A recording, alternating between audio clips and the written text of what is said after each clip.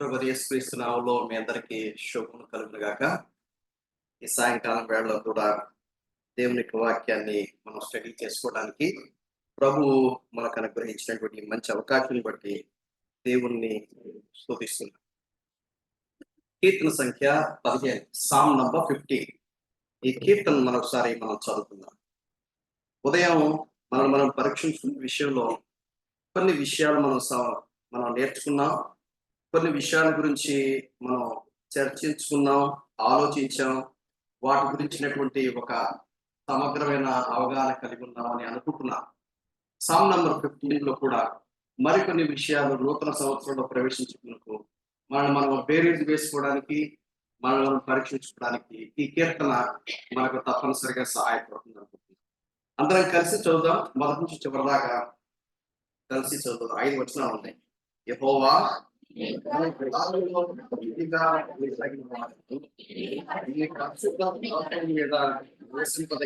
వాడేవాడు కలిగి నీతిని అనుసరించి హృదయపూర్వకంగా పలుకు వాడే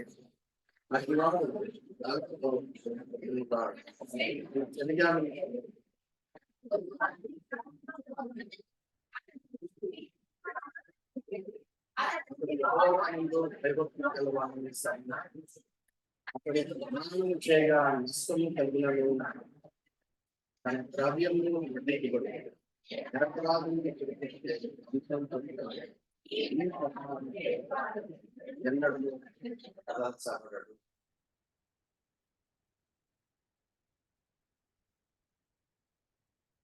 సరే,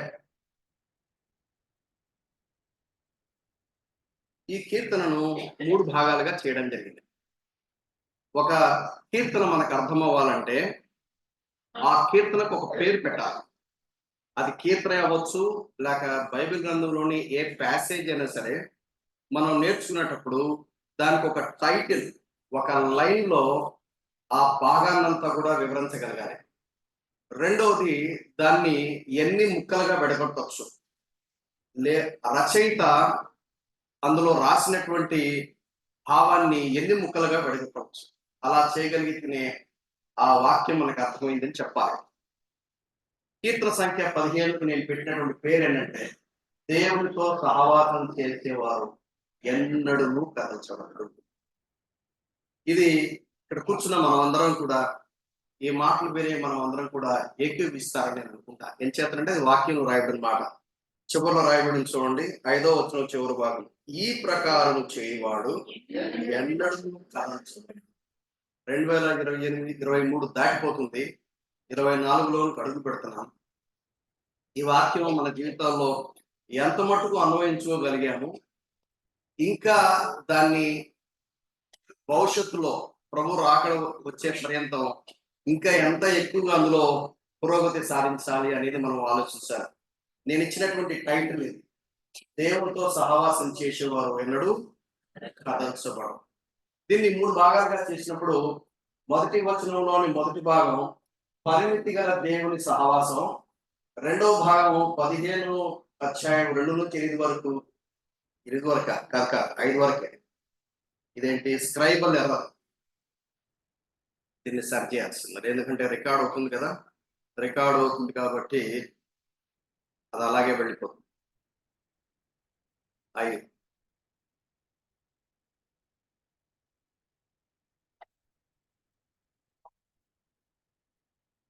రెండవ వచనం నుండి 5వ వచనం వరకు మనం ఏమనుకున్నామంటే ప్రభావితం చేసే దేవుని సహవాసం.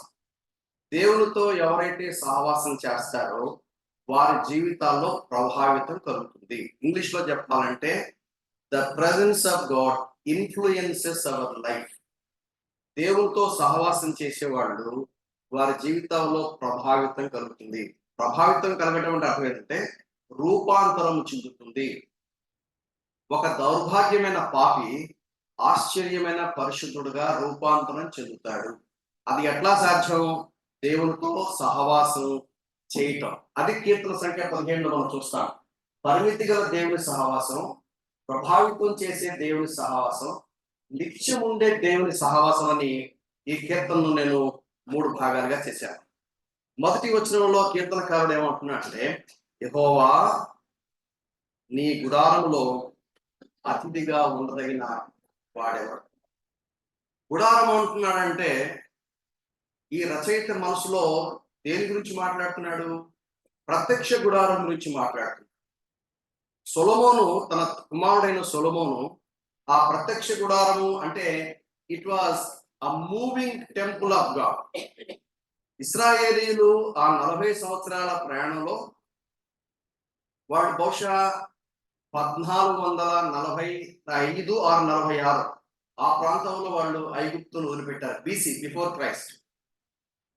దాదాపు సినాయి పర్వతం రావడానికి ఒక 2.5 months టైం పట్టి ఉండొచ్చు. 2.5 నెలలు 3 నెలలు టైం పట్టి ఉంటుంది. దాదాపు వాళ్ళు 11 months to 1 year వరకు ఉన్నారని కొంతమంది అంటారు, కొంతమంది ఏమో 2 years ఉన్నారని చెప్తారు. నేను క్యాలిక్యులేట్ చేస్తే నాకేమర్థమైందంటే దాదాపు వాళ్ళు 1 సంవత్సరం పాటు వాళ్ళు సినాయి పర్వతం దగ్గరే ఉండిపోయారు. ఇశ్రాయేలీయులు దాదాపు 400 సంవత్సరాలు ఐగుప్తు బానిసత్వంలో మగ్గిపోయి ఉన్నారు. ఐగుప్తు ఫరో రాజే వారికి దేవుడు. ఫరో ఏం చెప్తే వాళ్ళు అది చేయాల్సిందే. ఏం చేస్తారంటే వాళ్ళు బానిసలు.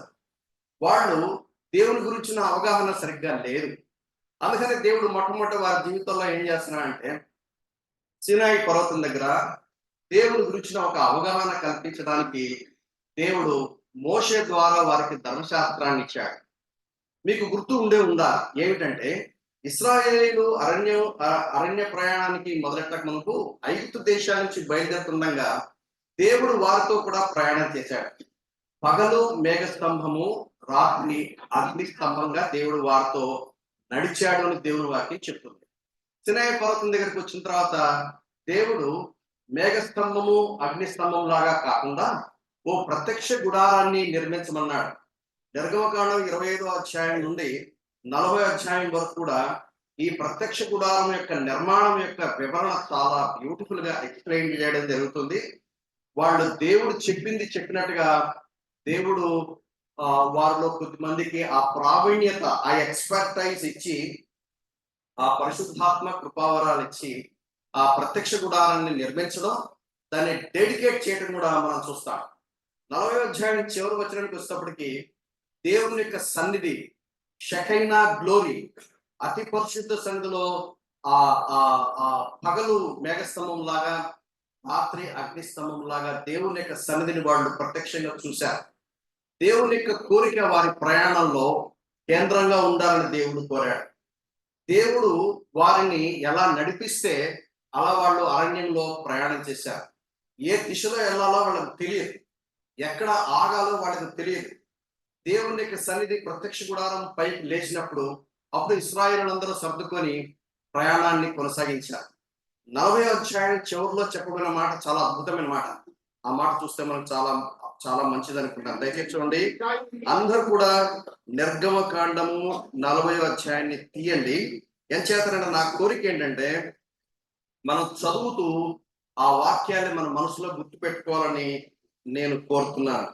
నిర్గమకాండము 40వ అధ్యాయము 34 నుంచి చదువుదాం. అప్పుడు మేఘము ప్రత్యక్ష గుడారమును కమ్మగా యెహోవా తేజస్సు మందిరమును నింపెను. ఆ మేఘము మందిరం మీద నిల్చుట చేత మందిరము యెహోవా తేజస్సుతో నిండెను. అప్పుడు మోషే ప్రత్యక్షపు గుడారంలోనికి వెళ్ళలేకుండాను.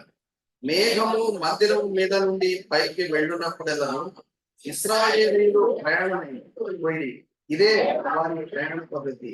ఆ మేఘము పైకి వెళ్ళలేడలా అది 2 వరకు వారు ప్రయాణము ఇశ్రాయేలులందరి క్రిందలేదు కాదు. పగటి వేళ యెహోవా మేఘము మందిరం మీద ఉండను, రాత్రి వేళ అగ్ని దాని మీద ఉండను.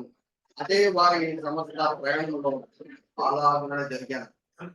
మన ప్రార్థన ఏమిటంటే, మన కోరిక ఏంటంటే 2024 కూడా మన కోరిక ఇదే. ఏమిటి మన కోరిక?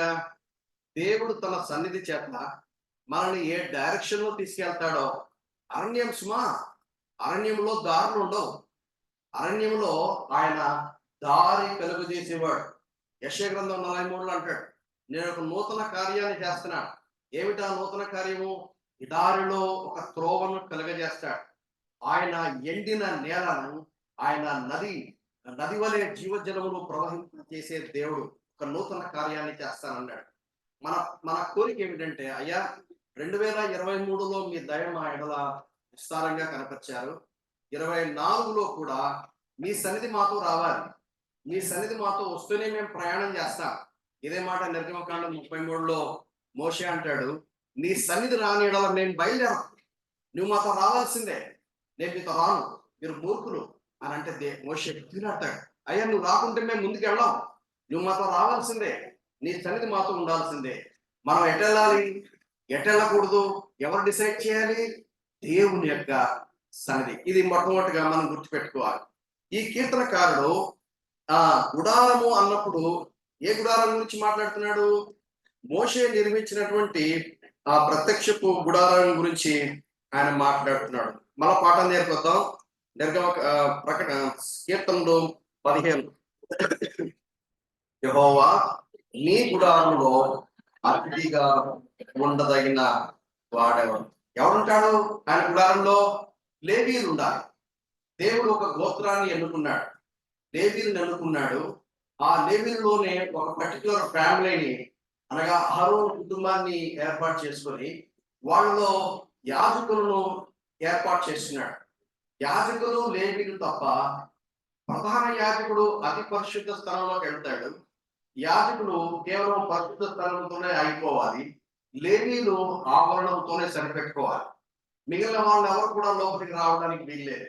కీర్తనకారుడు ఎందుకు ఈ ఆలోచన వచ్చిందో ఏమో ఒకరోజు దీని గురించి మాట్లాడుతున్నాడు. యెహోవా నీ గుడారంలో అతిథిగా ఉండదగిన వాడెవడు? ఇది మీకు అర్థం కావాలంటే అహరోను కుమారులు చేసినటువంటి పొరపాట్ల వల్ల 10వ అధ్యాయం నిర్గమకాండం మనం చూస్తాం. ఆకాశం నుండి అగ్ని వచ్చి వారిని దహించి వేయడం మనం చూస్తాం.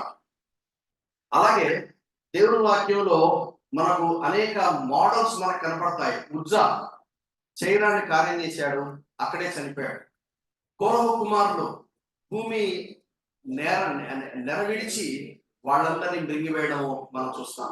ఏం పాఠం మనకు అర్థమవుతుంది? దేవుడు చెప్పినట్టుగా చేయకపోతే వచ్చే పరిణామాలు ఎంత తీవ్రమైనయో అక్కడ మనం గ్రహించాలి. కనుక దేవుడు సన్నిధి మనతో వస్తుంది. దేవుడు సన్నిధి మనతో వస్తున్నప్పుడు we cannot take it granted. ఆయన చెప్పింది చేయటం మనం నేర్చుకోవాలి. ఇప్పుడు కీర్తనకారుడు అంటున్నాడు, యెహోవా నీ గుడారములో అతిథిగా ఉండదగింది ఎవరుండగలరయ్యా? ఎవరుండగలరు? నీవు ఆకాశం మహాకాశంలో పట్టదాని గొప్ప దేవుడు, నీవు భీకరుడవు, నువ్వు భయంకరుడవు, సమీపించరాని తేజస్సులో విసించేవాడు, దహించు అగ్ని వంటి వాడు. ఈ దేవుడితో ఎవరు సహవాసం చేస్తారు? సాధ్యం కాదు. అందుకనే ప్రశ్న వేస్తున్నాడు. అది కూడా అతిథిగా అన్నాడు. అంటే టెంపరరీ, అంటే హద్దులు కలిగినటువంటి, పరిమితి కలిగినటువంటి సహవాసము ఎవరు చేస్తారు అని అన్నాడు. అన్న తర్వాత 2వ వచనంలో దానికి ఒక జవాబు చెప్తున్నాడు. ఏమని చెప్తున్నాడు? మొదటి భాగము దయచేసి చూడండి. యథార్థమైన ప్రవర్తన కలిగి నీతిని అనుసరించుతూ హృదయపూర్వకముగా నిజం పలుకువాడే. ఇక్కడ జవాబు చెప్తున్నాడు, ఆన్సర్ ఇస్తున్నాడు. మొదటి వచనం మొదటి భాగంలో ఎవరుంటాడు అని ఆయన ప్రశ్నేశాడు. 2వ వచనం నుండి ఆయన జవాబు చెప్తున్నాడు. ఎటువంటి వాడు ఉండగలడు? ఎటువంటి వాడు ఉండగలడంటే జస్టిఫికేషన్ బై ఫెయిత్ అని మనం చెప్పచ్చు. అది మనకు సువార్తల్లో, పత్రికల్లో బాగా అర్థమవుతుంది. అపోస్తలుడైన పౌలు రోమపత్రిక రాసినప్పుడు మొదటి 3 అధ్యాయాల్లో అందరూ పాపం చేశారు, దేవుని దృష్టిలో నీతిమంతులు ఎవ్వరు లేరు, దేవుని ఉగ్రత మన మీద ఉన్నది.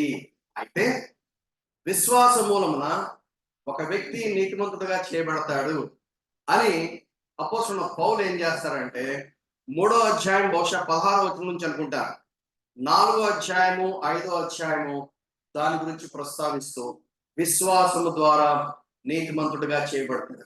ఈ కీర్తనకారుడు చెప్తూ ఎవరు దేవుని సన్నిధిలో నీతిమంతులు ఉండగలరు అంటే ఆయన ఏమంటాడంటే యథార్థమైన ప్రవర్తన కలిగి నీతిని అనుసరించు హృదయపూర్వకంగా నిజం పలుకువాడే, అటివాడు నాలుకతో కొండెములాడు, తన చెలికానికి కీడు చేయడు, తన పొరుగువాని మీద నిందమోపడు, అతని దృష్టికి నీచుడు అసఖ్యుడు, అతడు యెహోవాయందు భయభక్తులు గల వారిని సన్మానించును, అతడు ప్రమాణం చేయగా నష్టం కలిగినను మాట తప్పడు, తన ద్రవ్యము వడ్డీకివ్వడు, నిరపరాధిని తిరుగు లంచం పుచ్చుకునడు, ఈ ప్రకారం చేయవాడు ఎన్నడను కదల్చవాడు. అతిథిగా ఎవరు ఉంటారు అని చెప్పి అక్కడి నుండి సెకండ్ లైన్ లో ఏమంటున్నారు చూడండి. మొదటి వచనంలో నీ పరిశుద్ధ పర్వతం మీద నివసింపదగిన వాడవు. మొదటి భాగంలో అతిథిగా ఉండేది ఎవడన్నాడు, రెండో భాగంలో నివసించేది ఎవరన్నారు. అతిథి నివసించడు, తాత్కాలికంగా ఉంటాడు. ఎవడుంటాడు అంటే ఈ రెండో వచనం నుండి చివరి దాకా చెప్పబడినటువంటి క్యారెక్టరిస్టిక్స్ కలిగిన వాడు, గుణగణాలు కలిగిన వాడు. దాంతో మనకు ఒక హింట్ ఇస్తున్నాడు. ఏమిటా హింటు? నీతి అనే పదం రాశారు. నీతి, నీతి అంటే ఇంగ్లీష్ లో రైచియస్నెస్ కదా. ఏంటి నీతి అంటే? నీతి అంటే చాలా క్రైస్తవ జార్గన్, క్రిస్టియన్ జార్గన్ అంటాం. చాలా విషయాలు మాట్లాడతాం, కానీ ఏదైనా ఒక అంశం గురించి మాట్లాడేటప్పుడు మొట్టమొదట దానికి డెఫినేషన్ చెప్పాలి, దానికి మీనింగ్ చెప్పాలి. అప్పుడు దాని గురించి ఎక్స్ప్లెయిన్ చేస్తే కానీ మనకు అర్థమవుతుంది. మనకు పాత నిబంధనలో దాని గురించిన వివరణ ఎక్కువగా లేదు. ఒకటే మనకు అర్థమైంది, ఆదికాండం 15వ అధ్యాయంలో అబ్రహాము నమ్మెను, అది అతనికి నీతిగా ఎంచబడను. అదే వాక్యాన్ని 4వ అధ్యాయం 5వ అధ్యాయంలో రోమపత్రికలో అపొస్తలుడైన పౌలు బాగా వివరిస్తూ విశ్వాసం ద్వారా నీతివంతుడిగా చేయబడ్డం ఏంటో చాలా బ్యూటిఫుల్ గా ఎక్స్ప్లెయిన్ చేస్తాడు. నీతి అంటే అర్థమైందంటే రైట్ విత్ గాడ్ ని రైచియస్నెస్ అంటాం. Righteousness, right with God, right with God. తెలుగులో నీతి అంటే అర్థమైందంటే, నేను కొంచెం దాన్ని వివరణ ఇవ్వడానికి నేను ట్రై చేస్తాను. నీతి అంటే అర్థమైందంటే అతి పరిశుద్ధుడైన దేవుని సన్నిధిలో ఒక సామాన్యమైన పాపి ప్రవేశింపలేడు. ఒక సామాన్యమైన మానవుడు దేవునికి సన్నిధిలో ప్రవేశించాలంటే వాడికి అవసరత ఏమి అంటే నీతి. ఒక వ్యక్తి దేవుని సన్నిధికి రావాలంటే ఏం కావాలి? నీతి కావాలి. కానీ మన నీతి మురికి పేలికలని బైబిల్ కింద రాస్తాం. మురికి పేలికలు అంటే హెబ్రీ భాషలో రాయడం మాట చాలా, అది పులిపిటి నుంచి మాట్లాడడంలో సర్వసాధారణంగా కొంచెం జంకుతారు, మొహమాట పడతారు, చెప్పరు. మరి ఎవరో చెప్పాలి కదా, అల్టిమేట్గా తెలియాలి కదా. మురికి పేలికలు అంటే స్త్రీలు ముట్టు సమయంలో వాడి పడేసిన గుడ్డ, అవి మన నీతి క్రియలు. అంటే మన ధర్మ కార్యాలు, మన పుణ్య కార్యాలు, మనం చేసే మంచి పనులు అవన్నీ కూడా దేవుని సన్నిధిలో అర్పించుకుంటాడు. మరి ఎట్లాగా మరి విశ్వాస మూలమున. దేని విశ్వాస మూలమున? యేసుక్రీస్తు సెలవులో చేసినటువంటి విమోచన కార్యాన్ని ఎవరైతే నమ్ముతారో, ఎవరైతే విశ్వసిస్తారో, ఏం నమ్మాలి, ఏం విశ్వసించాలి? ఏం విశ్వసించాలంటే సాక్షాత్తు దేవుడు మానవుడిగా వచ్చి కల్వరి శిలువలో బలి అయిపోయాడు. పాపం చేసింది నేను, దేవుని న్యాయం ప్రకారంగా శిక్ష నాకు రావాలి. అయితే నాకు బదులుగా లోక పాపములు మోసుకుని పోయే దేవుని గొర్రె పిల్లవలే ఆయన కల్వరి శిలువలో ఆయన ఒక బలిగా అర్పించుకున్నాడు. పాపం చేసిన నేను, శిక్ష రావాల్సింది నాకు. అయితే నాకు బదులుగా నేను చేసిన పాపపు క్రయ దైనమును యేసుక్రీస్తు వారు తన పవిత్రమైన నిర్దోషమైన రక్తమును కల్వరి శిలువలో చిందించడం ద్వారా ఆ పాప క్రయాన్ని చెల్లించడం నమ్మాలి, విశ్వసించాలి. విశ్వసించినప్పుడు ఆ యేసుక్రీస్తు నాకు రక్షకుడు.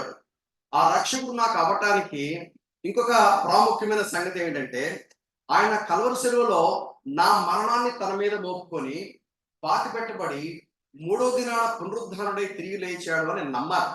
అది రోమపత్రిక 10వ అధ్యాయం రాయబడింది. ఏమని రాయబడింది? ఆ వాక్యము నీ నోటను నీ హృదయం ఉంది. ఏమ వాక్యం అది? దేవుడు మృతులలో నుండి ఆయన లేపనని నమ్మాలి, హృదయంలో విశ్వసించాలి, నోటితో యేసు ప్రభు అని ఒప్పుకోవాలి. జాగ్రత్తగా వినండి మాట. అపొస్తలుడైన పౌలు అక్కడ రాయబడిన సందర్భం కనుక గుర్తుపెట్టుకుంటే, ఏమిటా సందర్భము? ఆ దినాల్లో రోమా చక్రవర్తి పరిపాలనలో ఉన్నారు వాళ్ళు. ఆ రోమాలో ఉన్న వాళ్ళందరూ ఏం చెప్పాలంటే సీజర్ ఈజ్ ద లార్డ్ అని చెప్పాలి. రోమా చక్రవర్తి ప్రభు అని చెప్పాలి. ఎవరైతే రోమా చక్రవర్తి ప్రభు కాదు, యేసు అని అంటే ఆ వ్యక్తిని చంపేస్తారు. యేసు ప్రభు అని చెప్పడానికి సులభమైన మాట అనుకుంటున్నారా? సులభమైన మాట కాదు అది.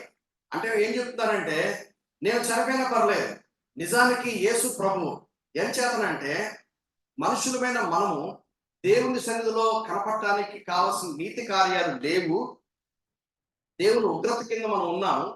దేవుడు నన్ను ప్రేమించి నా మీద దేవుడి శిక్ష ఉగ్రత పడకుండా నాకు బదులుగా కల్వరి శిలువలో తానే బలైపోయాడు. ఈ గొప్ప ట్రూత్ కనుక నీకు అర్థమైతే ఎవరు యేసు ప్రభువుని కాదంటారండి? యేసు ప్రభు నాకు వద్దని అనేది ఎవరు ఉంటారండి? తెలియకంటారు అన్నమాట. యేసుక్రీస్తు ఓ మానవాది కూడా దేవుడు అనుకుంటున్నారా? యేసుక్రీస్తు వేరే పాశ్చాత్య దేశానికి సంబంధించిన దేవుడు అనుకుంటున్నారా? యేసుక్రీస్తు తక్కువ కులస్తులకు దేవుడు అనుకుంటున్నారా? పశ్చాత్తపం అది. దేవుని వాక్యంలో ఎక్కడ అటువంటి మాటలు లేవు. దేవుని వాక్యంలో లేనప్పుడు ఓ యేసు ప్రభు పట్టం పెట్టి ఆయన్ని వెంబడించే వాళ్ళందరూ క్రైస్తవులు అంటే కుదురుతుందా? బైబిల్ ఎక్కడ ఉంది యేసుక్రీస్తు క్రైస్తవులకు దేవుడని? ఆయన అందరికీ ప్రభు అని రాయబడింది. ఆయన సృష్టికర్త అనే దేవుడు అని రాయబడింది.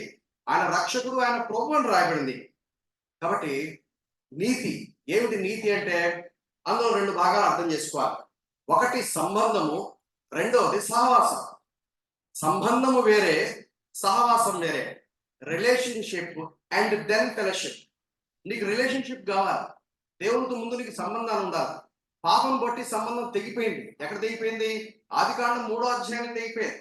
ఆదాము అవ్వలోనే మన పితరులు పాపం చేసినప్పుడు పాపమును బట్టి దేవునితో సంబంధాలు తెగిపోయినాయి.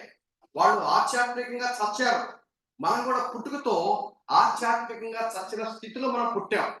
పాపముల చేత, అపరాధముల చేత చచ్చి ఉన్నాం. అయితే గుడ్డివారమైన మనము, చీకటిలో ఉండే మనము, ఆ దేవుడు తన వెలుగును, తన జీవాన్ని మనకి ఇవ్వటానికి శిలువలో చేసిన కార్యాన్ని, విమోచన కార్యాన్ని ఎవరైతే నమ్ముతారో దేవుడు వారిని నీతిమంతులనుగా చేస్తాడు. నీతిమంతులుగా చేయడం అంటే అర్థం ఏంటి? యేసు నామములో, యేసు రక్తములో శుద్ధి చేయబడి, యేసు నామములో దేవుని సన్నిధిలోనికి ఎంట్రన్స్ దొరికింది. అది నీతి అంటే. నీతి అంటే అర్థం ఏంటంటే entry into the presence of God for good, not for justice. అదే తీర్పు కోసం దేవుని సన్నిధిలో నిలబడతారు.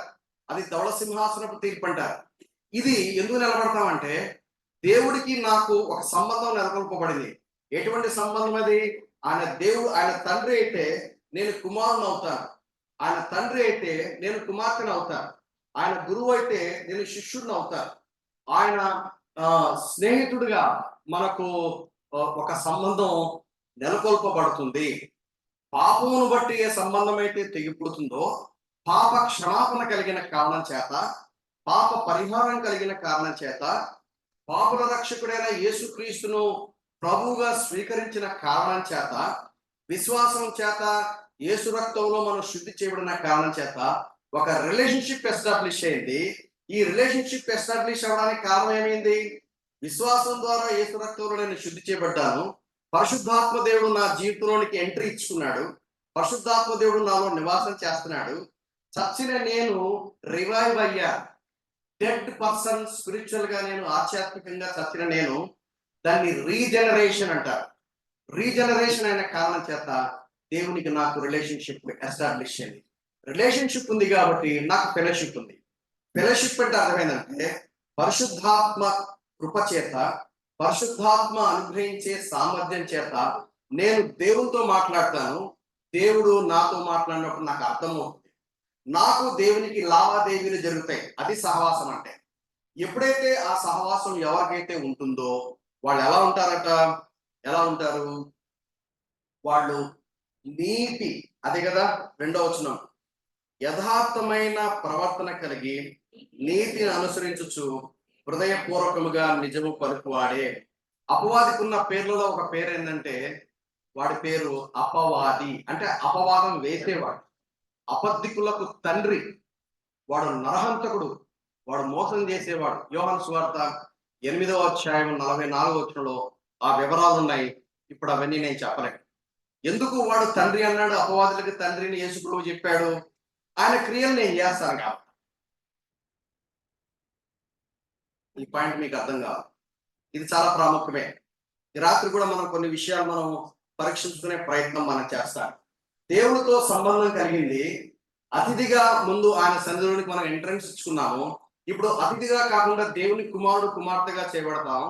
దేవుని కుటుంబంలో చేయబడిన గొప్ప భాగ్యం మనకు దొరికింది. కారణం చేత మనం నీతిమంతులముగా తీర్చబడ్డాం.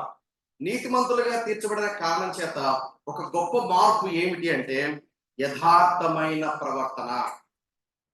నేను ఉదయం ఆల్రెడీ మీకు జ్ఞాపకం చేశాను. ఏమని చెప్పానంటే కుక్క బౌ బౌ అంటే ఆశ్చర్యపడతారా? ఆశ్చర్యపడరు. పక్షి ఆకాశంలో ఎగురుతుంటే ఆశ్చర్యపడతారా? ఆశ్చర్యపడరు. చేప నీళ్ళలో తిరుగుతుంటే ఆశ్చర్యపడతారా? ఆశ్చర్యపడరు. ఎందుకంటే దాని స్వభావం.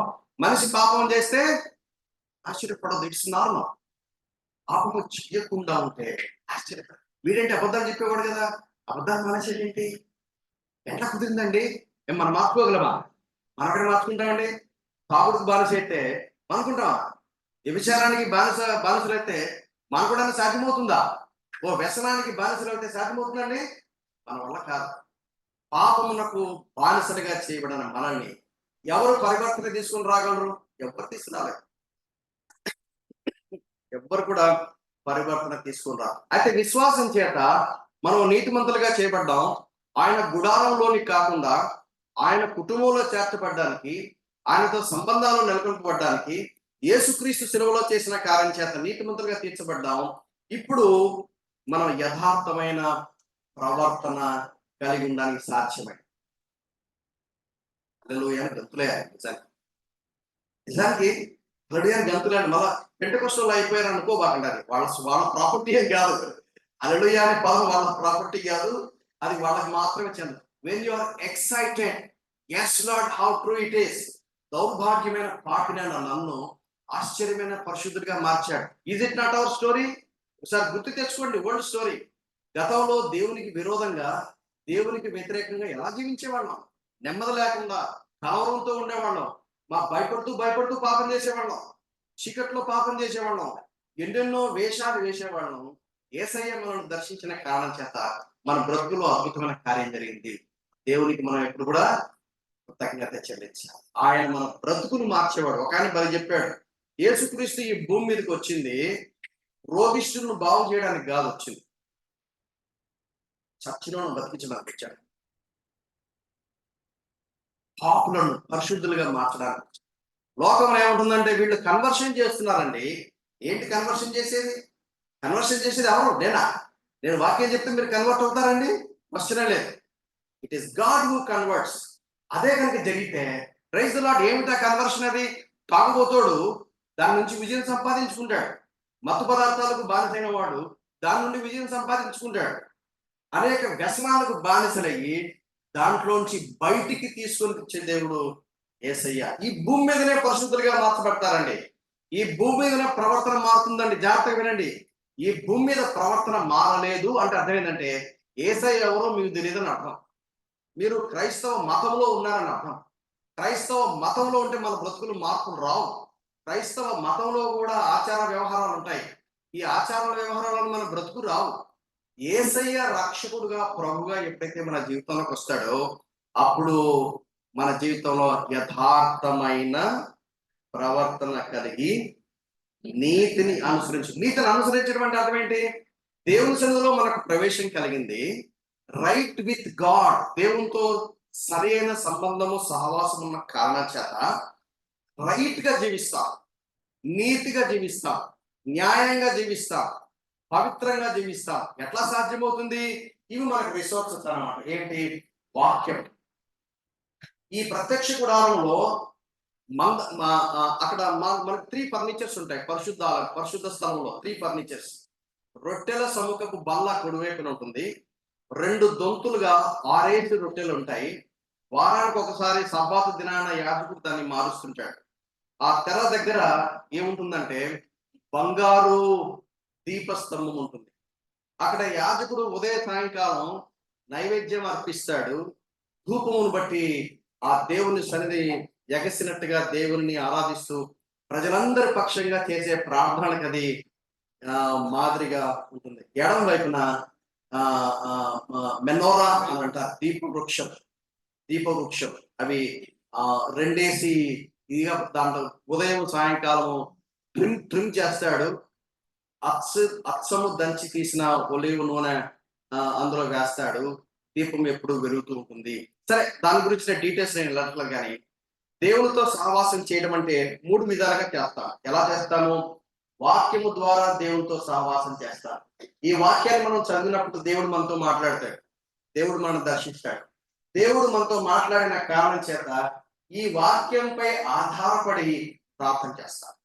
మనం ఎలా ప్రార్థన చేయాలో మనకు తెలియదు. మన ప్రార్థన అంటే అర్థం ఏంటంటే కడుపులో స్థితి తీసేయి, తలలో స్థితి తీసేయి, దెబ్బ తగిలింది బాగు చేయి, ఆకలిస్తుంది అన్నం పెట్టు.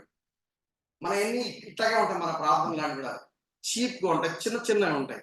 చేయొద్దని నేను అనట్లా, చెయ్యాలి.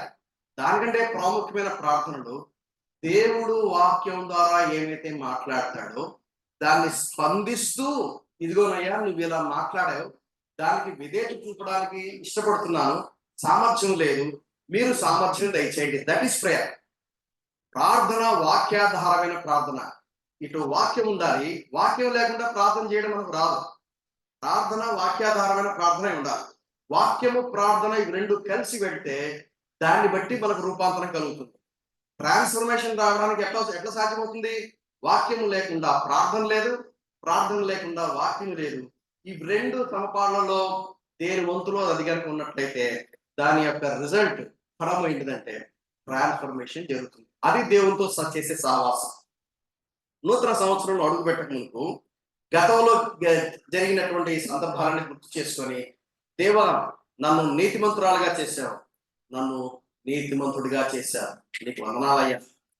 నీతో సంబంధం నాకు కలిగింది, నీతో నాకు సహవాసం కలిగింది, నీ చల్లటి మాటలు, దివ్యమైన మాటలు వినటానికి నాకు దయపాలించారు. దయచేసి గుర్తుపెట్టుకోండి, దేవుని వాక్యము అందరికీ అర్థం కాదు. దేవుడు తన వాక్యాన్ని అందరికీ ఇవ్వడు. ఎవరైతే గడగడ ఉణుకుచు దేవుని వాక్యాన్ని గౌరవించి ఆ వాక్యానుసారంగా జీవించడానికి ఆశపడతారో దేవుడు వారికి ఆయన తన వాక్యాన్ని అనుగ్రహిస్తాడు. వాక్యము విధేయత చూపకపోతే వాక్యము నీకు దొరకదు. వాక్యాన్ని ఆనర్ చేసి ఆ వాక్యానికి విధేయత చూపే వాళ్ళకి దేవుడు అద్భుతమైనటువంటి ఆ సందేశం మనకి ఇస్తాడు. ప్రియమైన సహోదరి సహోదరులారా, వాక్యాన్ని ఎంజాయ్ చేయడం నేర్చుకోండి. వాక్యాన్ని చదువుతున్నప్పుడు దేవుడు మనతో మాట్లాడుతుంటే, heaven came down and glory filled my soul, beautiful song. పరలోకి దిగి వచ్చి నా ఆత్మ నిండిపోతే ఎక్స్ప్లెయిన్ చేయలేండి. నేను నా భార్యతో ఉంటున్నా, పండగ చేసుకుంటున్నానని చెప్తా. ఎవ్రీ డే మార్నింగ్ వాక్యం దగ్గర చదువుతుంటే పండగ, ఓ పిచ్చోళ్ళకి నవ్వుకుంటా ఉంటానే, ఆనందం తట్టుకోలేక ఎవరితో చెప్దాం అనిపించింది. గబుక్కున ఎవడన్నా గుర్తుకొస్తే ఫోన్ చేసేసి అవన్నీ చెప్పేస్తా ఉంటా. ప్రేమ సోదరి సోదరులారా, 2024లో ఇది మనకు మంచి అలవాటు. Enjoy the presence of God. దేవుని సన్నిధిని ప్రాక్టీస్ చేయండి. దేవుని సన్నిధిని తడిగులాడి కనుక్కునే ప్రయత్నం చేయండి. ఆ దేవుడు నాతో ఉన్నాడు అనే ఖచ్చితమైన కన్ఫర్మేషన్ మీరు కలిగి ఉండేలా చేయండి. ఎలా సాధ్యము? వాక్యము, ప్రార్థన, సేవ. తర్వాత రెండో భాగంలో ప్రవర్తనలో మార్పు ఏంటది? యథార్థత, ఇంటిగ్రిటీ. దీని గురించి మరలా గబగబా కొన్ని మాటలు నేను మీ దృష్టికి తీసుకుని వస్తాను. ఆ తర్వాత మాటల్లో సత్యం. మనకు అబద్ధాలు ఎట్లా ఆడతామంటే, అబ్బే మేము అబద్ధాలు ఆడండి, మేము అంత భక్తులం అండి. సింపుల్. ఆటో ఎక్కుతుంటాం, చిల్లర ఉందా ఏమంటాం మనం? ఉంటుందా? ఉంటుందా కదా. కానీ ఏం చెప్తాం? పిల్లలైతే ఎన్ని అబద్ధాలు. రే నువ్వు కనుక ఇది చేస్తే నీకు ఇది ఇస్తా, వాడు పక్కా చేస్తాడు. ఏది ఇస్తానన్నా కదంటే ఊరకట్లా అన్నాను. జాగ్రత్త గుర్తుపెట్టుకోండి, ఒక విశ్వాసి అవునంటే అవును, కాదంటే కాదు. వీటికి మించినది వాక్యాన్ని బాగా తెలుసండి, నీకు మేమేం చెప్పక్కర్లేదు. వాటికి మించింది దుష్టు నుంచి పుడుతుందట. ఒక వ్యక్తి రక్షించబడితే చిన్న అబద్ధం ఆడడానికి గిలగిల కొట్టుకోవాలి. ఒకవేళ అబద్ధాలు అవలీలగా మాట్లాడుతున్నావు, అసలు ఇంకో విషయం చెప్పంటారా, అబద్ధాలు చెప్పడం హార్డ్ వర్క్. సత్యనారాయణ గారికి చిన్న అబద్ధం చెప్పారు, జాగ్రత్త గుర్తుపెట్టుకోవాలి. ఎందుకు? సత్యనారాయణ గారికి అబద్ధం చెప్పారు. నెక్స్ట్ టైం మళ్ళీ చెప్పినప్పుడు ఈ అబద్ధాన్ని నేను కవర్ చేయడానికి ఏం చేయాలి? ఇంకొక అబద్ధం ఆడాలి. నేను ఎక్కడైనా డైరీ మెయింటైన్ చేయాలి. నేను మాట్లాడుతున్నప్పుడు పొరపాటున స్లిప్ అయి చెప్పాను, కాదు బ్రదర్ మీరు పోయినసారి ఇలా చెప్పారే, మళ్ళీ ఇప్పుడు ఇలా చెప్పారు, ఇంకొక అబద్ధం చెప్పాలి. అలా కాకుండా యథార్థంగా మాట్లాడే అలవాటు ఉందనుకో, ప్రశ్న లేదు, ప్రశాంతంగా పీస్ఫుల్గా మాట్లాడు. ఎందుకు తెలుసా? అబద్ధాలు అబద్ధాలు ఆడితే దేవుని వాటి మీకు చూపిస్తే చాలా మంచిదని. ఒక్క దాని మీద ఎక్కువ ఫోకస్ చేద్దాం, అబద్ధాల గురించే ఫోకస్ చేద్దాం. దయచేసి చూడండి 8వ అధ్యాయము యోహాను సువార్త 44వ వచనం. ఇంటిగ్రిటీ చెప్పేటప్పుడు ఒక సోదరుడు ఆయన ఇలాగే చెప్పినాడు, నాకు భలే నచ్చింది. అప్పటి నుండి నేను కూడా దాన్ని అడాప్ట్ చేసుకుంటున్నా. 8:44 చదవండి. అందరు చదవాలి. మీరు అంటే అందరు చదవాలి.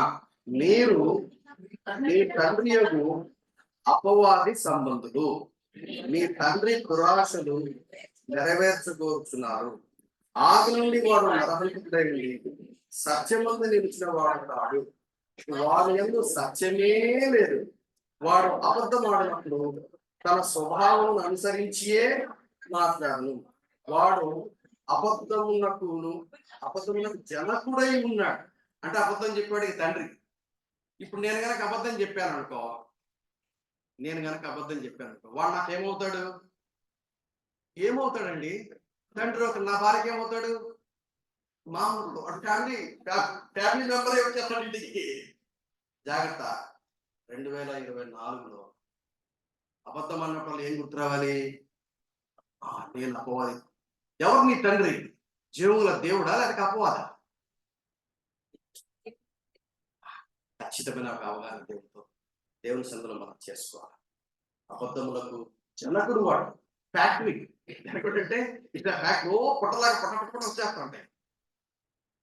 తెచ్చేసుకోండి, నేనేం చెప్పట్లా. మీరే ఆలోచించుకోండి, మీరే తీర్మానాలు చేయండి. ప్రశ్నలు వేసుకోవాల్సింది మీరే, జవాబులు చెప్పుకోవాల్సింది కూడా మీరే. అంటే నేను కూడా అంతే, మీకు నాకంత ఒకటే స్టోరీ. ఆ తర్వాత ప్రవర్తనలో యథార్థత ఉంటుంది. అసలు యథార్థత గురించి హగాయి సెమినార్స్ లో 5 గంటలు మాట్లాడతాం. 5 hours తరోగా గ్రిల్ చేస్తాం. యథార్థత అంటే అర్థం ఏంటి తెలుసా? ఇంట్లో ఒకటే, బయట ఒకటే. యథార్థతకు వ్యతిరేక పదం ఏంటి? వేషధారణ. ఎన్ని మాస్కులు ఉంటాయో మనకి. ఇంట్లో ఒక మాస్క్, చర్చిలో ఒక మాస్క్, మార్కెట్ ప్లేస్ లో ఒక మాస్క్. ఇంట్లో వేసుకున్న గుడ్డలే చర్చికి వస్తారా? చర్చిలో ఏమో బ్రహ్మాండంగా తెల్ల బట్టలు మంచి భక్తి పొరలా ఉన్నారు. ఇంట్లో పోగానే పిక్చర్ మారిపోద్ది. మార్కెట్ ప్లేస్ పోగానే ఓ పెళ్లికి పోగానే అసలు అర్థమే కాదు మనకి. నా ఉద్దేశం ఏంటంటే బట్టలను బట్టి మన ఆత్మీయత బయటపడదు. నా పాయింట్ ఏంటంటే యాటిట్యూడ్ అదే యథార్థంగా ఉన్నామా? సీక్రెట్ లైఫ్ వేరే ఉంది, పబ్లిక్ లైఫ్ వేరే ఉందా? ఎవరు చూడని ఏరియాలో నీవు ఎవరో, that is the real picture. నేను మళ్ళా చెప్తున్నా, నీ భక్తి, నిజమైన భక్తి ఎక్కడ బయటపడుతుందంటే ఎవరు లేని ఒంటరిగా ఉంటావో అక్కడ నీ యాక్చువల్గా భక్తి బయటకు వస్తుంది. మందిరంలో ఎవడని భజన చేస్తారండి? What's a big deal? ఎవడని చెప్తాను మందిరానికి. ఒంటరిగా ఉన్నప్పుడు, ఒక్కదానిగా ఉన్నప్పుడు అది అసలు సిసరైన భక్తి. యథార్థత అంటే ఇంట బయట, లోపల బయట అంతా ఒకటే. వేషధారణ లేదు, ఉండదు. అది. ఆ తర్వాత honours those who fear the lord. యెహోవా యందు భయభక్తులు గల వారిని సన్మానిస్తాడు. ఇతని మాట ఎటువంటి మాట ఉంటుందంటే 3 రకాల రిలేషన్షిప్స్ ఉన్నాయి. ఒకటేమో చెరికాడు, 3వ వచనం. మొదటి భాగం ఏంటి? చెరికాడు. 2వ భాగం ఏంటి? పొరుగువాడు. 3వ భాగం ఏంటంటే యెహోవా యందు భయభక్తులు. ఈ 3 రిలేషన్షిప్స్ లో ఈ వ్యక్తి యొక్క బిహేవియర్ ఎలా ఉంటుందో చూడండి. అతను చెలికాడికి ఎప్పుడు కూడా కొండెమలు ఆడాడు. కొండెమలు ఆడటం అంటే అర్థం ఏంటి? డిఫేమ్ చేయటం, తక్కువ చేయటం. కలిసినప్పుడు అన్న నువ్వు హీరో అన్న, సూపర్ అన్నా, సూపర్ అన్నా అంటావు, బాగానే ఎక్సెట్రా వగేరా. నేను ఏం చెప్పేది మీకు తెలుసు కదా, నాకంటే మీకు బాగా తెలుసు. మనిషి ఎదురునేమో డ్రమ్ కొట్టేది, నువ్వు పోగానే గాలి తీసే ప్రయత్నం చేయడం. That's not correct. ఒక వ్యక్తి యొక్క ప్రెస్టేజ్ని మనం ఎప్పుడు భంగపరచకూడదు. ఒక వ్యక్తి యొక్క గౌరవాన్ని మనం ఎప్పుడు కూడా భంగపరచ. అందుకనే మాకు స్పిరిచువల్ లీడర్ అని ఏమనేవాడంటే, మెచ్చుకోదలుచుకుంటే ఎప్పుడు మెచ్చుకోవాలి? అందరూ ఎదురుగా మెచ్చుకోవాలి. తిట్టాలనుకున్నప్పుడు ఎప్పుడు తిట్టాలి? పిల్లలు కూడా అండి, పిల్లలు కూడా ఒప్పుకోరు. వాళ్ళ ఫ్రెండ్స్ ఎదురుగా బెత్తం తీసుకుని కొడితే అయిపోయింది మీ పని. వాడిని ఏం చేయాలంటే తలుపులు కిటికీలను వేసి ఎవరు చూడకుండా, నువ్వు పొరపాటు చేసావు, నువ్వు పొరపాటు చేసావు కాబట్టి ఈ పనిష్మెంట్ నీకు తప్పదు అని పనిష్మెంట్ చేయాలి. పబ్లిక్ గా పనిష్ చేస్తే వాళ్ళే ఒప్పుకోరు. కాబట్టి మనం మనం మన చిలిక, మన ఫ్రెండ్ ని ఎలా హ్యాండిల్ చేస్తాం? Double tongue. అక్కడ అందరూ ఉన్నప్పుడు ఒక విధంగా, లేనప్పుడు ఒక విధంగా. అది కొండెంల ఆటం, స్లాండరింగ్ అనమాట. కొండెంల ఆటం అంటే అవతల వ్యక్తి యొక్క మర్యాదను మంట కలపడం, లేక అవతల వ్యక్తిని తగ్గించి మాట్లాడడం, అవతల వ్యక్తి యొక్క గౌరవాన్ని మంటిపాలు చేయడం. అంతకనే నేను ఎక్కువ చెప్పలేను. తన పొరుగు వాని మీద నింద మోపడు. ఒకవేళ నింద చేయడానికి అవకాశం కలిగినా కానీ ఏం చేస్తాడంటే సహిస్తాడు, భరిస్తాడు, నింద మోపడు. అపవాది అయితే అపవాదం వేస్తాడు. మనం అపవాదము మన మాటలు ఎంత కేర్ఫుల్ ఉండాలి మీకు ఇంకొంచెం చూపిస్తానండి. మీకు దాని గురించి నేను కొంచెం వివరణ చూపిస్తాను.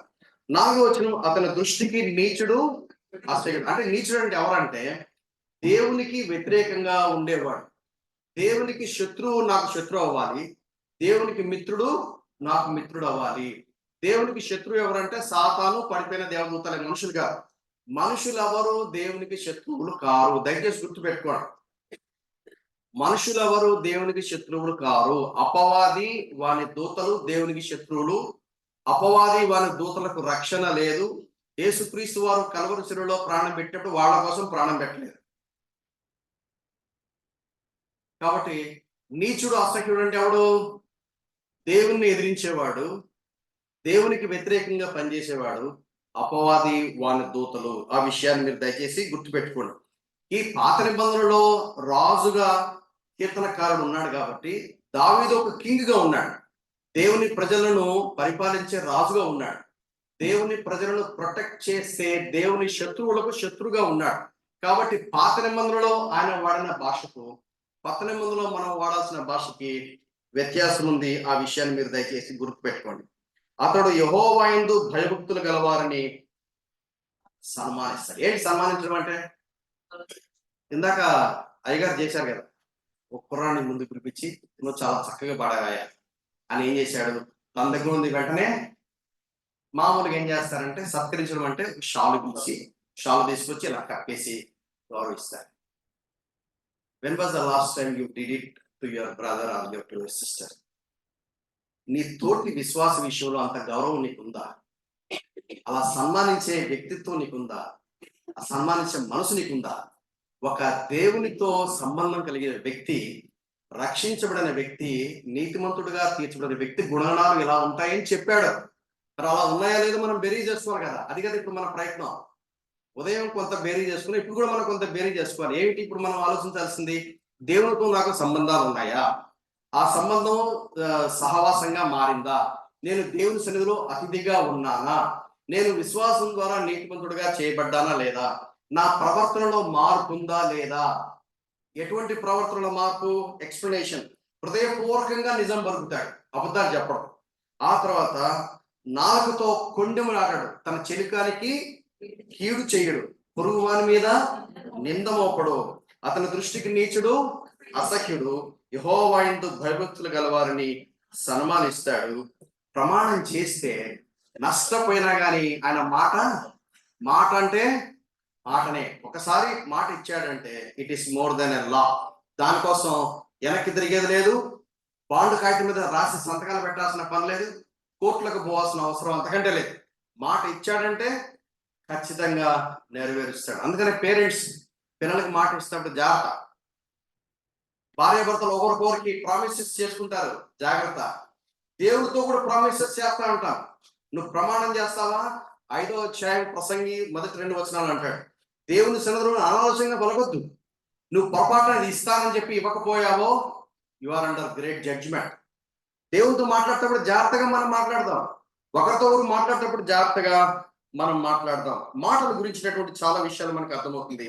5వ వచనంలో తన ద్రవ్యమును వడ్డీకి ఇయ్యాడు, నిరపరాధని చెరుపుటగా లంచము పుచ్చుకున్నాడు. బహుశా ఈ కీర్తనకారుడు ఒక ఆఫీసర్ని చూసినట్టుగా చూస్తా ఉన్నాడు, ఒక అధికారిని చూసినట్టుగా చూస్తా ఉన్నాడు, ఒక జడ్జిని చూసినట్టుగా చూస్తా ఉన్నాడు.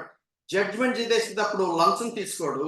ఆయన నిరపరాధిని అపరాధిగా ఎంచడు. ఎంత బ్యూటిఫుల్ క్యారెక్టరిస్టిక్స్ మనం ఉన్నాయి చూడండి, అవి మనలో ఉన్నాయా, అది మనం ఇప్పుడు బేరీ చేసుకోవాలి. ఇక నుంచి ఎక్స్ప్లెయిన్ చేశాను కాబట్టి గబగబా చెప్పేసి నేను క్లోజ్ చేస్తా.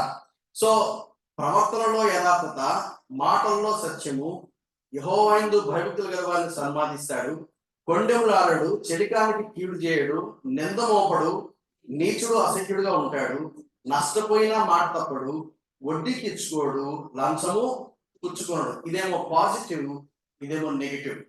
ఇవన్నీ నేను మీకు మళ్ళా లింక్ పెడతాను, మరలా మీరు దాన్ని వినే అవకాశం మీకు కలుగుతుంది. అంటే ప్రభావితము చేసే దేవుని సహవాసం, దేవునితో ఎంతగా సహవాసం చేస్తామో అంతగా పరివర్తన వస్తుంది అనేది మనకు అర్థమవుతుంది. ఆ తర్వాత మాటల గురించినటువంటి వివరణ మనం చూస్తాము. చివరిలో నిత్యం ఉండే సహవాసము, dwells in the Lord's holy hill. ప్రకటన 20:22 ఆ వివరాలు ఎక్కువగా కనబడుతుంది. దేవునితో వ్యక్తిగత సహవాసము, అది నాణ్యతతో కూడా ఉందా, క్రమబద్ధతతో ఉందా, ఒక డిసిప్లిన్ గా ఉందా, ఆర్గనైజ్డ్ గా ఉందా, ప్రతిరోజు వాక్యం చదివే అలవాటు మనకు ఉందా, తరచుగా వాక్యం చదవడం అంటే ఒక గ్రంథాన్ని లేక ఒక అంశాన్ని పరిశీలించే విధంగా దాన్ని పర్సనల్ బైబిల్ స్టడీ అంటారు. క్వైట్ టైం వేరే, పర్సనల్ బైబిల్ స్టడీ వేరే. రోజు చదివే వాక్యం వేరే, వారానికో ఏదో కొంత టైంని కేటాయించి స్పెసిఫిక్ గా పనిగట్టుకొని 66 గ్రంథాల్లో ఒక్కొక్క గ్రంథానికి టార్గెట్ పెట్టుకొని 1 month లో కంప్లీట్ చేయటమా, 2 months లో కంప్లీట్ చేయటమా, చదవాలి, మరలా చదవాలి, మరలా చదవాలి. ఎంతగా చదవాలంటే దానికి ఒక టైటిల్ ఇచ్చేంతగా చదవాలి. ఒక టైటిల్, ఒక ఒక పర్పస్, ఒక ఒక మీనింగ్ వచ్చే ఒక స్టేట్మెంట్ ఇచ్చే విధంగా చదవాలి. ఆ తర్వాత దాన్ని ఎన్ని ముక్కలుగా విడగొట్టడానికి సాధ్యమవుతుందో, ఎన్ని అంశాలుగా రచయిత రాశాడో దాన్ని విడగొట్టేంత విధంగా ఆ గ్రంథాన్ని చదివి మనం తయారు చేసుకోవాలి. ప్రార్థన, ప్రతిరోజు ప్రార్థన చేయాలి. ప్రతిరోజు ప్రార్థన చేసేటప్పుడు అన్ని కవర్ చేయలేము. అయితే తరచుగా మనం ఏం చేస్తామంటే పని కట్టుకొని దేవుని సన్నిధిలో కొంత సమయం క్వాలిటీగా స్పెండ్ చేస్తూ, ఇటు ఎవాంజలిజం కోసం కానివ్వండి, మన ఫ్యామిలీ కోసం కానివ్వండి, మన సంఘంలోని కొన్ని అవసరతల కానివ్వండి, ఒక మిషనరీ ఫీల్డ్ కోసం కానివ్వండి, మన దేశంలోని రాజకీయ నాయకుల కోసం కానివ్వండి, మన ఫ్రెండ్స్ కోసం కానివ్వండి, మన బంధువుల కోసం ఎన్ని నీడ్స్ ఉన్నాయండి. అవన్నీ ఒక ఒక ఒక లిస్ట్ అవుట్ చేసుకొని క్రమబద్ధీకరంగా మనం ప్రార్థన చేస్తున్నామా. వాక్య ధ్యానము, ప్రార్థన. ఎందుకంటే పరిశుద్ధత లేకుండా ఎవడు ప్రభును చూడని దేవుని వాక్యం చెప్తుంది. వాక్యము, ప్రార్థన ఏం చేస్తుందంటే మన బ్రతుకుల్లో పరివర్తన తీసుకొస్తుంది, మార్పులు తీసుకొని వస్తుంది. తర్వాత కుటుంబంతో, దేవునితో కుటుంబ సహవాసం. భార్య భర్తలు కలిసి వాక్యాన్ని స్టడీ చేయాలి, భార్య భర్తలు కలిసి ప్రార్థన చేయాలి, కుటుంబ ప్రార్థనలు మనలో ఉండాలి, పిల్లలను కూడా మనలో కలుపుకోవాలి. ఎవరైతే కుటుంబంగా కలిసి కుటుంబ ప్రార్థనలు చేసుకుంటారో వాళ్ళు కుటుంబంగా కలిసి ఎదుగుతారు. స్థానిక సంఘంతో సహవాసం ఉండాలి. బైబిల్ స్టడీస్ ఉంటాయి రెగ్యులర్ గా, జాయిన్ అవ్వాలి. సంఘ ప్రార్థనలు ఉంటాయి, వార కార్యక్రమాలు ఉంటాయి, దేవుడు మనకిచ్చిన కృపావరాలు ఉంటాయి, ఇతర రిసోర్సెస్ ఉంటాయి. ఇవన్నీ దేవుని సంఘంతో కలిసి సేవ చేసే అలవాటు మనకు ఉండాలి. తర్వాత రిఫ్లెక్షన్స్ ఏంటి అంటే ఇంటెగ్రిటీ, విశ్వాసము క్రియలు కలిసి వెళ్తాయి, మాటలు క్రియలు కలిసి వెళ్తాయి. యథార్థానికి వ్యతిరేకమైన పదము వేషధారణ. వర్డ్స్ అంటే ఎటువంటి మాటలే ఉండాలి, నీతి గల మాటలే ఉండాలి, యథార్థమైన మాటలే ఉండాలి, దయగల మాటలే ఉండాలి, మృదువైన మాటలే ఉండాలి, రుచిగల ఇంపైన మాటలే ఉండాలి. దానికి సంబంధించిన వచనాలు కూడా నేను ఇక్కడ రాయడం జరిగింది. ఆ తర్వాత అనాలోచనగా మాట్లాడొద్దు, అతిశయం మాట్లాడొద్దు, నిరర్థకమైన మాట్లాడొద్దు, వ్యర్థమైన మాటలు అయితే దేవునికి తీర్పులోకి వస్తాయి, కట్టిపోటు వంటి మాటలు ఉంటాయంట. అమ్మో, కొంతమంది మాట్లాడుతుంటే పసా పసా పోసేసినట్టే ఎంత కఠినంగా దూసుకొని పోతాయండి, ఎంత ఎంత దారుణంగా ఉంటాయో. విశ్వాసం చెప్పుకుంటారు కానీ వారి మాటలు బైబిల్లో నేను సొంతంగా దాన్ని రెఫరెన్సెస్ ఇచ్చారు, మీరు తీసుకొని దాన్ని చదవండి. మూర్ఖపు మాటలంట, వెర్రి మాటలంట, వంకర మాటలంట, కుటిలమైన మాటలు, కరెక్టెడ్ వర్డ్స్, చెడ్డ మాటలు, దోషపు మాటలు లేక హానికరమైన మాటలు మాట్లాడే అవకాశం ఉంది. కొన్ని ఏమంటే డిఫేమింగ్ అదర్స్. క్రమశిక్షణ, ఒక ఆర్డర్ లైఫ్ అనేది మనలో లేదు. మన వర్క్ ప్లేస్ లో మన లైఫ్ స్టైల్ ఎలా ఉంది, ఇవన్నీ మనం గుర్తుపెట్టుకోవాలి. శోధనకు లొంగే పరిస్థితులు ఉన్నాయా, దేనికి భయపడతారు, దేనికి కోపం వచ్చుద్ది, ఎక్కడ మీరు డిప్రెషన్ అవుతుంటారు, మీ హెల్త్ దానివల్ల ప్రాబ్లం అవుతుందేమో. అలాగే నిన్ను నడిపించేది ఎవరు, నిన్ను డ్రైవ్ చేసేది ఎవరు, నువ్వు బ్యాక్ స్లైడ్ అవడానికి కారణం ఏంటి, మనం ఆలోచించుకోవాలి. నా టైం ఏంది, నేను క్లోజ్ చేయాలి, అందుకనే కాస్త వేగంగా నేను వెళ్తున్నాను. ఆ తర్వాత అహం, విగ్రహారాధన, వ్యభిచారం, ఈ విషయాల్లో మనకు కొంచెం కేర్ఫుల్గా ఉండాలి. మన జీవన విధానము, ఫైనాన్సెస్ ఎలా హ్యాండిల్ చేస్తున్నాం, మనకు వచ్చే రిసోర్సెస్ ఎలా హ్యాండిల్ చేస్తున్నాం, నీ సంపాదన ఎటువంటి సంపాదన, చట్టబద్ధంగా ఉందా, లంచాలు తీసుకునే అలవాటు ఉందా, తప్పుడు విధానంలో సంపాదించే అలవాట్లు ఉన్నాయా, విలాసాలు ఆడంబరాలకు అలవాట్లు అయ్యామా, అలవాట్లపై ఆ డబ్బు కోసం రకరకాల కకృతి పడే వేషాలు మనం వేస్తున్నామా, జస్ట్ నీడ్సా లేక వాంట్సా, దేవుని అవసరతలు మనకు అర్థమైనయా, దేవుని రాజ్యం కట్టే పనిలో మన వనరులు మనం వాడుతున్నామా, ఇతరుల అవసరాలు తీర్చగలుగుతున్నామా, సంఘంలో ఎవరైనా బలహీన స్థితిలో అక్కర్లో ఉన్న వాళ్ళకి మనం చేయి చాచి హెల్ప్ చేయగలుగుతున్నామా, పొదుపు చేసే అలవాటు మనకుందా, జ్ఞానము, ప్రేమ, సత్యం, ఈ మూడు కలిసి వెళ్తాయి. Money handling is very important. ఒక గొప్ప సర్వీసేకుడు ఏమన్నా అంటే, నీ హృదయం కనుక మారితే నీ పర్సు కూడా మారుతుందంట. నీ పర్సు మారలేదంటే నీ హృదయం అంటే దేవునికి ఇచ్చే విషయంలో, డబ్బు స్పెండ్ చేసే విషయంలో, డబ్బు నీ అకౌంట్ లో లక్షలు ఉంటే ఉండొచ్చు, అది నీది కాదు, దేవుడిది. నిన్ను గృహ నిర్వాహకుడిగా పెట్టాడు, గృహ నిర్వాహకురాలుగా పెట్టారు. నేను ఇంతతో నేను ఆపేస్తాను. ఒక్క నిమిషం తల ఉంచండి, కళ్ళు మూసుకొని మనం ప్రార్థన చేసుకుందాం. సామ్ నంబర్ 15 లో దేవుడు మనకు కొన్ని విషయాలు మన దృష్టికి తీసుకొచ్చాడు. నూతన సంవత్సరానికి వెళ్ళకముందుకు వీటిని ఒకసారి మనం పునరాలోచన చేసుకుని, నిజంగా దేవుడితో నాకు సహవాసం ఉందా, ఉంటే యథార్థంగా నా పరివర్తనలో నా మాటలు, నేను చెలికాడితో అంటే ఫ్రెండ్స్తో ఎలా ఉంటాను, పొరుగు వాడితో ఎలా ఉంటాను, లేక దేవునికి వ్యతిరేకంగా జీవించే వాడితో నేను ఎలా ఉంటాను, నా ప్రవర్తన ఎలా ఉంటుంది అనేది, ఫైనాన్సెస్, మనీ మ్యాటర్స్ లో నేను ఎలా హ్యాండిల్ చేస్తాను అనేది మనం ఒకసారి ఆలోచన చేసుకొని, మన హృదయాలు సిద్ధపరచుకొని, పశ్చాత్తాపడుతూ మన నూతన సంవత్సరంలో సాగిపోవడానికి మన ప్రియ ప్రభు మనకు సహాయం చేయను గాక. ఆమేన్. ప్రార్థన చేసుకుందాం.